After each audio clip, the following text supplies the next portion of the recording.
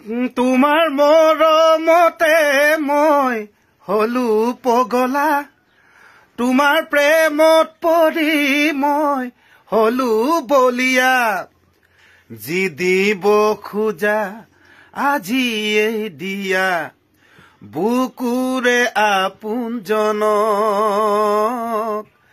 যি কব খোজা আজিয়ে কোৱা আঘাত নিদিবা মনক তোমাৰ মৰমতে মই হলো পগলা তোমাৰ প্ৰেমত পৰি মই হলো বলিয়া। নমস্কাৰ, মই ৰাজীৱ শদিয়া। এফালে মোৰ সহধৰ্মিনী, এইটো মোৰ ল'ৰাটো। আপোনালোকক জনাবলৈ পাই ভাল লাগিছে।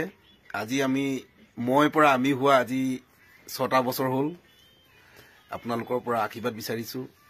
এইটো এটা নতুন গীত। ভাবিছিলোঁ আজি দিনটোতে আপোনালোকলৈ আগবঢ়াম। পিছে কিবা এটা কাৰণত গীতটো সম্পূৰ্ণ হৈ নুঠিল।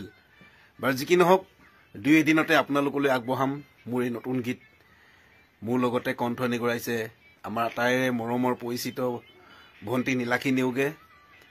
আৰু সংগীত ধুনীয়াকৈ সংগীতেৰে সজাইছে ভাতৃপ্ৰতিম বন্ধু জোনাকে।